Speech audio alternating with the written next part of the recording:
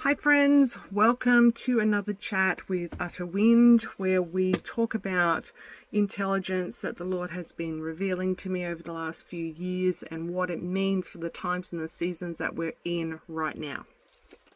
So I'm going to share two visions, two dreams that I had in 2024. Which was the Jewish year 5784. So let's just bear that in mind as well, because 84 and 4 play into it.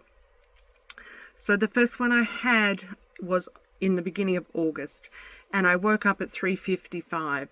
So 3:55 to me means it's almost 4 o'clock. It's 5 minutes away from 4 o'clock.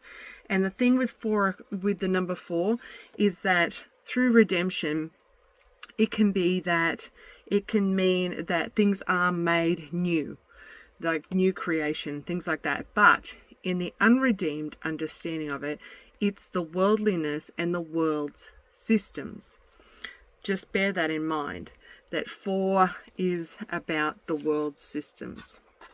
So at 3:55 I woke up and I heard these words, 84 Murphy's Law, Israel. And I was like, what does that mean? And I'd woken from a dream that I couldn't recall, but I could remember that I felt that those words were being reverberated over and over and over in this dream that I'd had, and that it was like an earthquake in the spirit. Remember, earthquake. I'd seen it in a dream, 84, Murphy's Law, Israel. Then, as I came out of the dream, I also heard the words, if it doesn't fit, you must acquit. Now, for all those that are American, they would know that this was spoken by Johnny Cochran at the O.J. Simpson trial. But something that I found quite interesting about this was that in the trial, he talked about the comparison between Hitler and the Jews in the trial about O.J. Simpson, which I thought was interesting because, again, there's that connection to Israel, that connection to the Jews.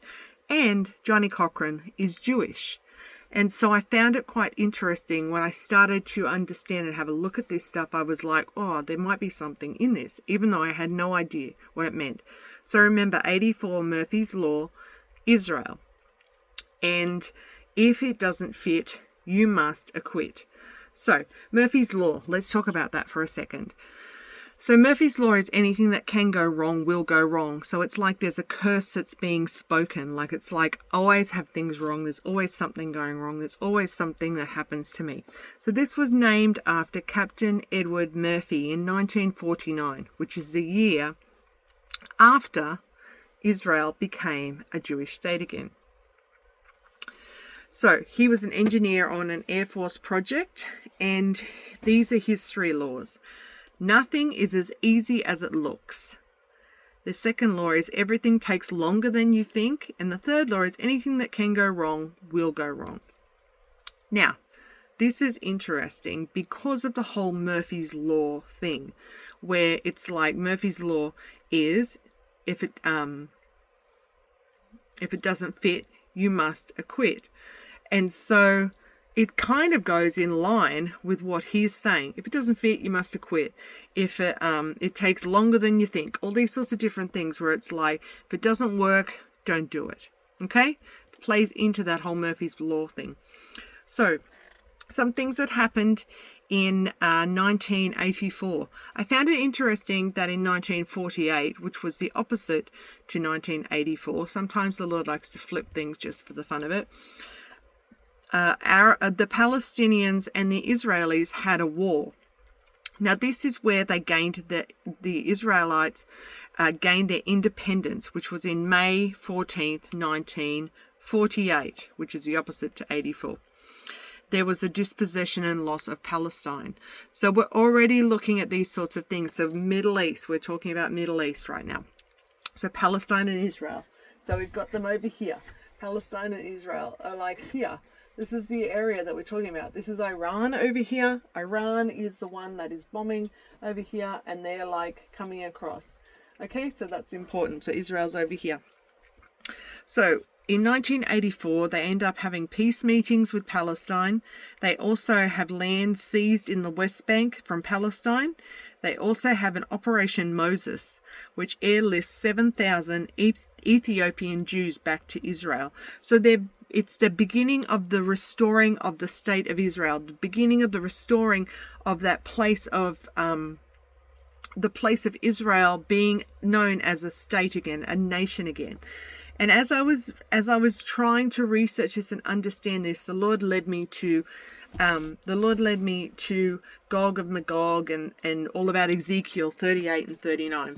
So I'm going to read in the Passion Translation only because it, and there's nothing wrong with the Passion Translation. It's just, it actually is really interesting and you can understand it better.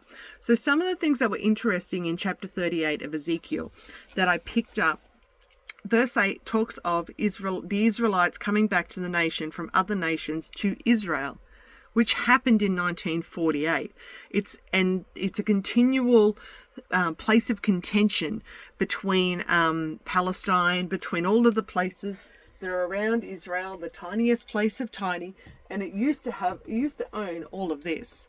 This used to be all of Israel, but it's only this tiny little bit here. So there's always contention to do with Israel and about who owns all of the land around it, who owns it, all these sorts of different things. So verse 8 actually talks of the Israelites coming back to the nation from other nations to Israel. Sounds like the restoration of the state of Israel in 1948. Verse 14, sometime in the future, when Israel is safe and secure, they would be attacked. Now, we know that Israel is attacked all the time, but I found it interesting that it was like sometime in the future. I really honed in on that, and it was like Ezekiel wasn't hearing about now. He was talking about sometime in the future.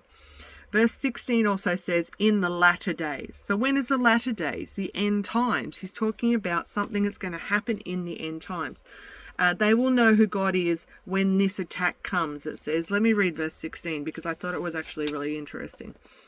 So verse 16, it says, you will invade Israel, my people. He's talking about Gog. You will invade Israel, my people, like a cloud covering the countryside. In the latter days I will bring you against my land so that the nations will know who I am when through you, Gog, I display my holiness to them. So it was like God was bringing Gog in to make war against Israel, to wake the people up so that they could see, they could understand, they could perceive that God was God. And this was the only way that could apparently wake them up. So then we have verse 18. When Gog attacks Israel, God's anger will boil over. And then verse 19, I said, remember the earthquake? There will be a massive earthquake in Israel. Now, I am waiting for some of these things to happen. I am not specifically saying this war that is happening right this second, what's transpiring right now, is actually what the Lord is talking to me about. But I actually believe that we are watching for some signs that will be coming to show us these things. So, remember when I said that it felt like 84 Murphy's Law Israel? It was like everything that can go wrong will go wrong. All the time there's stuff that's happening, like Israel thinks they're safe, they're secure, and then something else happens. And then another country comes to attack. And then it's kind of like the whole world is kind of like, for goodness sakes, just move on and get over it. Why are they always fighting over this thing? Because it's over and over and over and over. Nothing is easy as it looks. Everything takes longer than you think.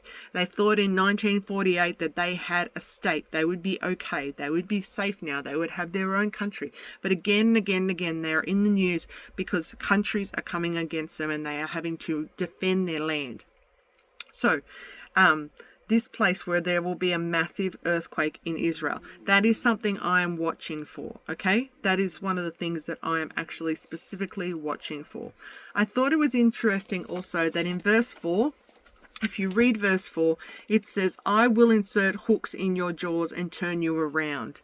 He's talking about Gog. The funny thing about this part is that we are actually in 5786, which is the year of the hook, the year of the tent peg, the year of the hook.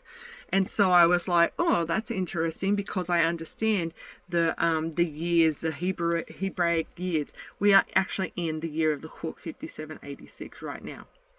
So there was that stuff that I was looking at and I was thinking this is definitely interesting to understand. And so Where are we up to? Let's have a look.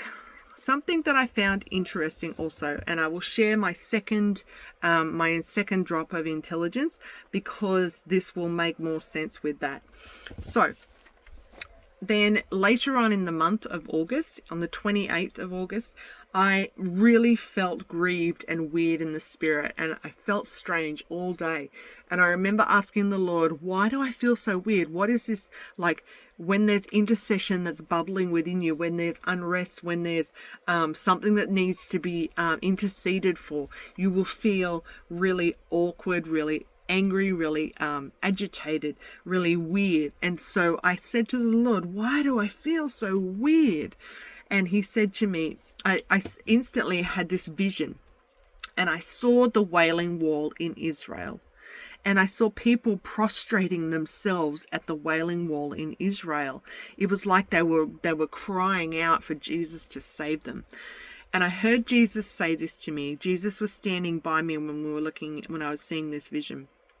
And I heard him say that they think that I am coming soon, but it is not yet. But they will try to make it happen. Now, I am not saying that Jesus is not returning soon. The emphasis was on, they think I'm coming right now. It was like people were prostrating themselves against the Wailing Wall because they were like, it's the end, it's the end, it's the end. They were screaming and crying and like crying out for salvation, which is great. The harvest is ripe. It's time for the harvest. So Jesus said to me, they think I am coming soon, but it is not yet, but they will try to make it happen. I felt that there would be a war to profit their moves. There would be an attack that would set the scene for the one world order. So he was saying that in the midst of this, he is coming, but this is not the sign that he is coming. They were going to try to make it look like it is time for him to come. It was a deception. So I felt that there would be a war to profit their moves. There was an attack that would set the scene for the one world order. Now, if you understand the one world order and the demonic agenda that is going on behind the scenes around in the nations, this is part of it. Israel is at the center of it. And there's lots going on within Israel. There's lots going on between like what is Israel, what is not Israel, all these sorts of things, spiritually, physically, all this sort of stuff. So there was an attack that would set the scene for the one world order. They are not ushering in me, but them. It was this place where people thought, oh my gosh, Jesus is returning. It's the return of the Messiah. It's getting close. It's a sign of the end times. Because let me remind you that it says that there would be wars and rumors of wars. There would be famine. There would be pestilence, all these sorts of things. And these signs would be signs, but it says also in those verses that the end is not yet. They would happen, but it would not mean it's the end. It's like the beginning of the birth pains. We're in the birth pains preparing for the end. And so it says they are not ushering in me, but them. Like this is their plan. They will use it to their advantage. Then I saw the Antichrist. I actually saw him in this vision. And he was rising from the ashes of adversity. So adversity means a difficult or an unpleasant situation. And I saw his face. He looked very smooth, suave, and very stylish, but he also had this slimy, this grossness about him underneath all that. I could tell he was not good, but he had this look about him that he looked very well kept. He looked very in tune with things. And so don't read into it who I'm saying it is or it isn't, because I'm not saying that. It's actually probably not who you're expecting it to be. There would be key roles behind the scenes ushering him in, because that's the plan, that's the agenda. They want the Antichrist to arise. They want their Messiah to come. Their Messiah, and I'm not saying Israel, I'm saying to do with the one world order, to do with the demonic agenda, satanic agenda, the enemy's plans and purposes. He wants to rule the world. Satan wants to rule the world. He's been ruling it for a while now, but he wants to be in charge of the whole thing. He wants to release his Christ. The Antichrist is his Christ. It is his representation of who he thinks he is. He thinks he's God. He has an Antichrist. Our God, we have real Christ. And he is coming at the end. So do not be deceived by all of this. So, the awakening has begun, I heard. I saw the Wailing Wall, fall. It created disruption. There was a place for contention, contention means heated disagreement. The words I heard were, "Who owns the holy mountain?" I saw rising up from this place a universal religion, that they were all allowed to worship to keep the peace. Now, you know that in Revelation it talks about 3.5 years of peace. The man would come, he would bring a solution, and that there would be 3.5 years of peace, and then it wouldn't be peace any longer. It was like peace without peace. We thought it was a semblance of peace, but there was no peace. And so I saw a universal religion rising, all allowed to worship to keep the peace. But it wouldn't stay. I saw them strike a deal of peace out of war to stop it before it began. The loomings of war brought fear. On every side they were pushed into a corner, I heard. And I heard the verse where they were hard pressed on every side, which is in 2 Corinthians chapter 4, verses 8 to 10. And so the interesting thing was that there was repercussions of sin by Israel. I had been reading 2 Kings around this time, and the moving away from God to idols, and the consequences were harsh for Israel in that time period. They were, I'd been feeling while I was reading that Israel may reap that again, and we're reaping that now. So Israel is not exempt from all of this stuff. There is a place where he is trying to bring Israel back to become the apple of his eye. He's trying to make them as his example of who his people are. But they have also moved away from it. So they have to be dealt with as well. And so the thing was that I had been feeling that Israel may reap the consequences of moving away from God and moving towards idols, and that they would try to fix it for themselves. And so this would bring on these consequences, like we're talking about Gog having to be brought in to bring Israel to their knees. And so that's that place where we were talking about that they would know who God is when this attack comes. Through Gog, he would display his holiness to Israel. So it was when these attacks came, Israel called on the name of the Lord to be saved. And that's why I felt like there was this wailing at the Wailing Wall, where they were like, God, save us from our enemies, those sorts of different things. And so then when I woke up from this vision, when I awakened from it, I heard the words Agrabah. And I have no idea where Agrabah was, and so I had to look it up. So Agrabah is a town in Palestine, in the northwest. So we have Israel, tiny Israel here, and then there is a tiny, you can't even see it really, a tiny little slither of a strait of like a body of water that comes out into the Red Sea. And so that is where the port of Agrabah is. So then we have like the port of Hormuz over here, where they're blocking that right now to do with fuel and all those sorts of things. So this is Iran. This is where the whole contention is being at the moment to do with the oil, and this is the Strait of Agrabah. That's the Strait of Hormuz over here. That's the Persian Gulf over here, and this is the Red Sea, and Israel's up here. And so I heard the word Agrabah, and I was like, I don't even know where Agrabah is. So Agrabah is a town in Palestine. Okay, so we're talking about Palestine, and we're talking about the places. So we're like, there's contention continually between Palestine and Israel, because they're two parts of the same thing, Judah and Israel. And so the Gulf of Agrabah is in the Red Sea. It has 4 countries connected to it, which is Israel. It has 4 countries that surround it and the bordering it. They have Egypt, they have Israel, they have Jordan, they have Saudi Arabia. Now Saudi Arabia has already been bombed. Pretty sure Jordan has been bombed. Israel hasn't been bombed, I don't think, but Israel's definitely, Egypt hasn't been bombed, but Israel definitely has been bombed. But it's these sorts of things where where we're having to look at these things objectively.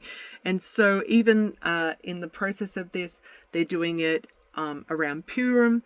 And so Purim is that holy holiday where they actually remember that Haman has been hung. And so that is the he is a he's from Iran. He's from Persia. He's a Persian. And so that's very, very interesting that this has begun on those high holy days. And so you start to look at it. You've got to look at it objectively. We have a blood moon that happened last night on that, right on Purim. And so we see all these things, and it's like we start to understand things. So we know, well, we should know that the Lord said that he would create the stars in the heavens for signs, for understanding of different things.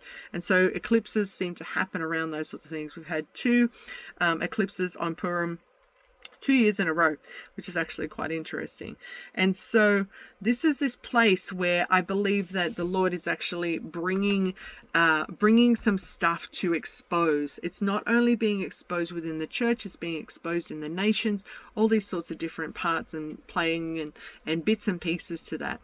And so that was the 28th. And so also I'll just quickly share is that on the next night, I actually had my dream that I had that there was a war in America, there was a terror attack, and Trump was the president, and another assignment on his life to kill him was happening. Everyone thought he was dead, even his wife. Then he came out of a limousine or a car of some kind to work to save the nation. And it was like this secret stealth thing. This is actually like 2 years ago. This is before he was in power. And so this place where there is lots going on, but we need to look objectively with spiritual eyes, understand what is actually going on. And so there is lots of talk about World War III, and I actually don't know if I agree with the whole talks of World War III. I think that this will shift some stuff, but I don't think it is the time for the World War III. But it is coming soon. There is a place where World War III will come soon, and but we need to watch for these times and watch for these signs in these times of what is happening. So hopefully that gives you a bit of understanding, a bit of more of a deeper understanding of what is actually happening over there, what to pray. Pray for Israel. Pray that there would be a shift in the nation. Pray that there would be an awakening in the people of the nation of Israel, and that they would return back to God, that they would come back to Him in this time, in this season, that there would be a safety and protection that would happen, that would shift them, would change their hearts and their minds in this place. So thanks for joining us, and we will see you next time.